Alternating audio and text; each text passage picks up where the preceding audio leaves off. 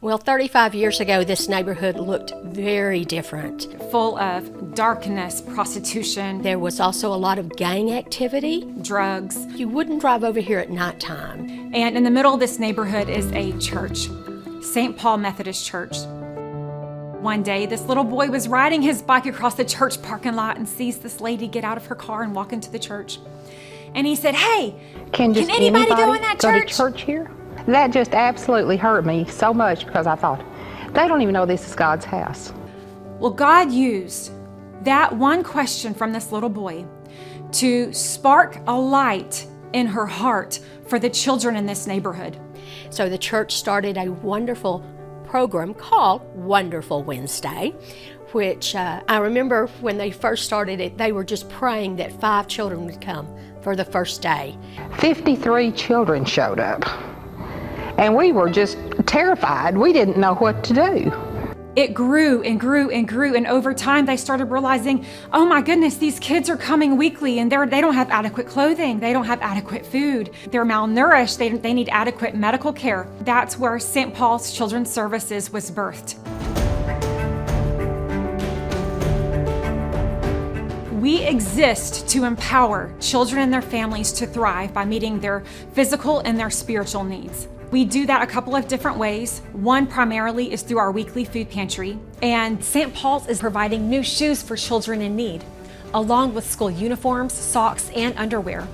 These essentials make a difference. But more than that, every act of service here is an opportunity to share the love of Christ. I was born in South Florida. My family came to East Texas in 2010. For the first couple months, we actually stayed with my aunt and my cousins, which they are 4 kids and then 2 adults. I have 2 brothers and 2 sisters. Just think about 5 and 4 kids all in one house. It was a mess. We were all around the same age, so we were fighting. We would fight for the bathroom. We would fight for, snacks, and we would fight for clothes. It was insane. But I don't know how we survived that time, but we did. My mom definitely made the dollar stretch, and St. Paul was a big part of that.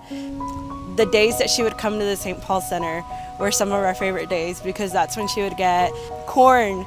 I know a can of corn seems like a little to someone, but to us it was a big deal because that meant we had corn in our rice. Or our favorite item from the food pantry, sorry, I'm gonna get emotional, is the mixed cocktail fruit.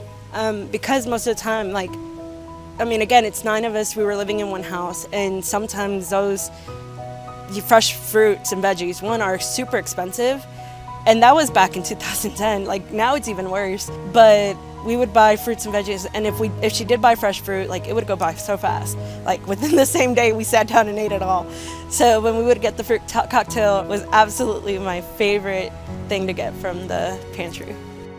Our goal here is not just to feed people. Food is the vehicle to us for the gospel. The most impactful thing about it was when you walked in, you felt that love. You felt the love, which it's undistinguishable. You can't describe it as anything else besides feeling Christ's presence through the volunteers, through the people that are serving you here. Every single person, you can feel that love of Christ. The company I work for is very Christ-centered, and I love that about it. We collected donations from all over our community. We worked with over 200 companies just trying to collect donations. We filled up a box truck, which was very impactful because we were just putting stuff in our storage closet, and I don't think when we saw it on the floor, it didn't look like much. But then when we put it all in the truck, it was wow, we really did this. It felt like a full circle moment for me.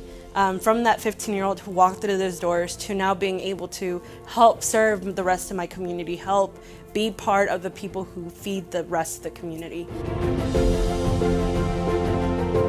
First and foremost, to the people who give to the St. Paul Center, I want to say thank you. You are building the community. You are providing resources for those families not to have to worry about where their meal comes from, so that they can focus on things such as school. They can focus on their lives moving forward.